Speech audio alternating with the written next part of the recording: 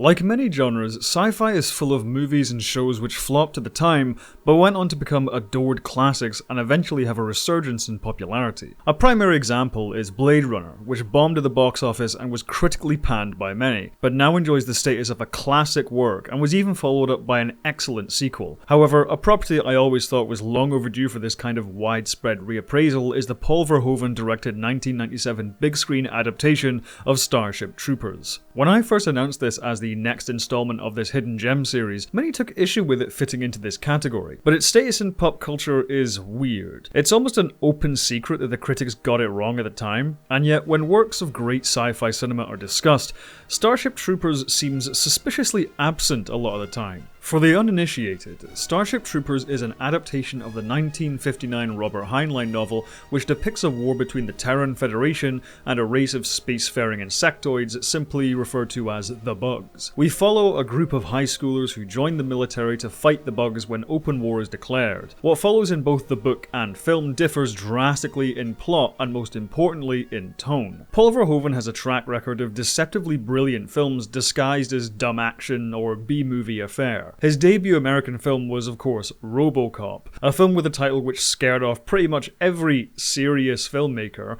and big studio. But those who prejudged it were proven wrong when RoboCop was revealed to be a fantastic satire of 80s consumerism, jam-packed with sharply directed action and weighty themes. The Philip K. Dick adaptation Total Recall looks like another overblown Arnold Schwarzenegger affair, but is in fact a smartly ambiguous sci-fi action-adventure. Even Showgirls has a growing number of defenders these days, but Starship Troopers at the time was one of the most unfairly savaged blockbusters of its day.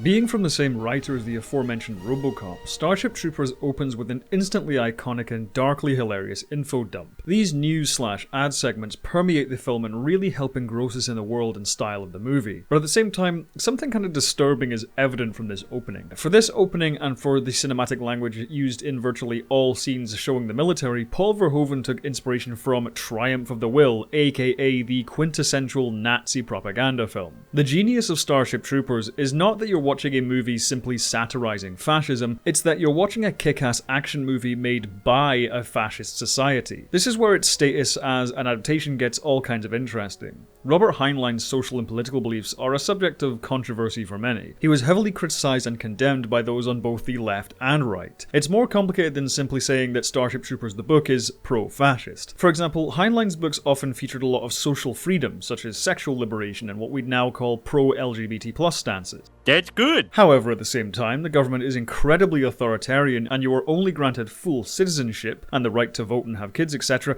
if you enter federal service, such as joining the military. That's bad. The military and warfare in general is fetishized to a comically absurd degree, and the anger directed at the all-encompassing bug enemy permeates society right down to school children being handed live ammunition assault rifles and maniacally stamping on any Earth-based bug they see. The flag is a twisted blend of both Nazi and American symbolism, military intelligence uniforms evoke SS uniforms, political prisoners are executed on live television, and any suggestion of making peace with the bugs or the bugs themselves having any kind of intelligence or empathy is met with harsh derision and penalty. It's a society which imposes stability and even prosperity on its populace, but it's also a society which is only ever fit for brutal sustained warfare, and it kicks ass. Starship Troopers runs its subtext and satire incredibly successfully, but it's also a fun-as-hell sci-fi action flick. As I said before, the movie plays like it was made by a society depicted in the film. Our main characters are model good-looking high school kids who look just as home in bomber jackets and sunglasses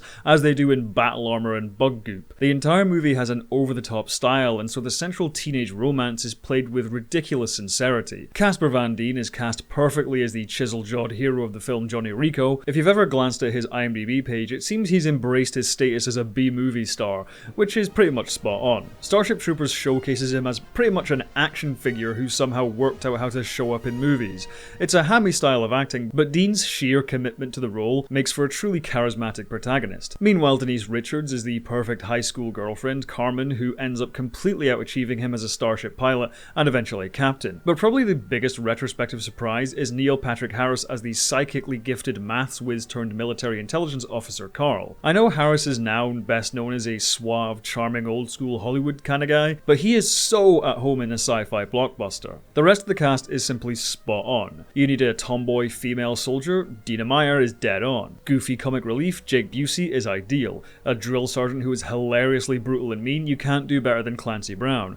And if you need a tough-as-hell commander who looks and acts like he was made at the center of the earth, who else could it be but Michael Ironside? Their characters are all archetypes and their arcs pretty predictable, but that's kind of the point. So the filmmakers ensured they presented you with an entertaining cast of characters, if not a particularly complex one. The presentation of the movie though is where it absolutely shines. This is one of the best examples of those 90s blockbuster VFX movies, where miniatures and matte paintings were still prevalent, but CGI was also used smartly and deliberately to blend with on-set practical effects as best they could. ILM veteran Phil Tippett supervised most of the shots, and the bugs or arachnids hold up staggeringly well. There's a sense of weight and spot-on lighting, which means they blend with the practical elements pretty much seamlessly, and their animation gives them a trademark lethality and aggressiveness, not to mention an instantly iconic design. When people think of old visual effects which still hold up well, usually names like Jurassic Park or 2001 come up, but Starship Troopers should absolutely be mentioned as well. And I cannot go without mentioning the spectacular music score. Once again, Basil Poledouris is a name which should be brought up more often. His work on Conan, RoboCop and The Hunt for Red October is incomparable, and his score for Starship Troopers is simply mesmerizing. Of course, because this is Paul Verhoeven after all, the action set pieces are beautifully directed and delightfully gory. Despite the satire and dark subtext running throughout, Starship Troopers is a relentlessly fun film to watch. Turn your brain on and you're in for a smart and biting social satire. Turn your brain off and you're in for a pulse-pounding extravaganza of guns, ships and gore.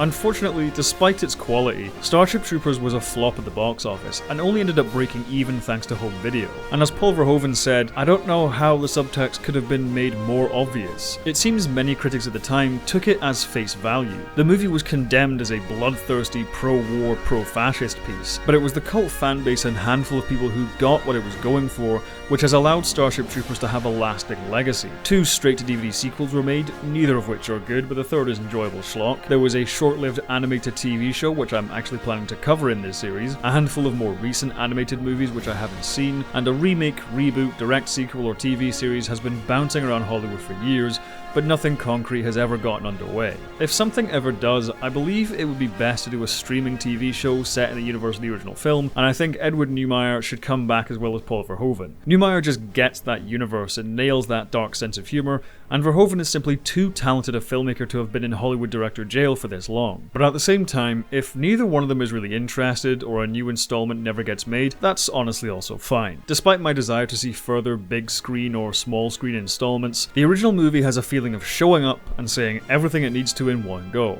We get great social and political commentary, we get rip-roaring action sequences, and we have one of my favourite movies of all time. If you go back far enough on this channel, you'll find a video on Starship Troopers where I, with terrible facial hair and no screen charisma to speak of, was trying to rip off the nostalgia critic of all people, but while I couldn't properly articulate why this movie was so special to me at the time, I'm glad I could now. Starship Troopers is an awesome movie. Despite its departure from the novel, despite the critical panning of the time and the disappointing box office take, it's still great, and if it remains a hidden gem for anyone watching this video, please change that. Get some friends, grab some popcorn, and have an awesome time. You won't regret it. Isaiah Sanchevi asks, what are your thoughts on the upcoming Dune adaptation? I think it will be amazing, but I also think it's going to bomb at the box office. Denis Villeneuve is one of my favourite directors, his filmography is bulletproof, and I actually think Blade Runner 2049 topped the original, but the cast is great and I'm sure it will look breathtaking and feel epic and all that. But at the same time, even though it's the best-selling sci-fi book ever, it's never really caught on in the mainstream like something like Lord of the Rings did. For example, Dune has sold 20 million copies over its lifetime, while Lord of the Rings has sold 150 million, and has pretty much become the fantasy genre's Bible. Dune, however, even in the sci-fi genre despite its success, is actually still quite weird and dense for a lot of people. It's a very difficult book to adapt, but after so many attempts with such a great director, great cast and major studio backing it, perhaps this time they've got it right. I just don't think it'll translate into the cinematic universe founding billion-dollar blockbuster the studio wants it to be. I know I'll definitely see it though, opening weekend in IMAX. Thank you for watching, everyone. If you like my videos, be sure to subscribe and hit the bell icon to stay up to date on all my new uploads. Over on my Patreon, you can see videos early.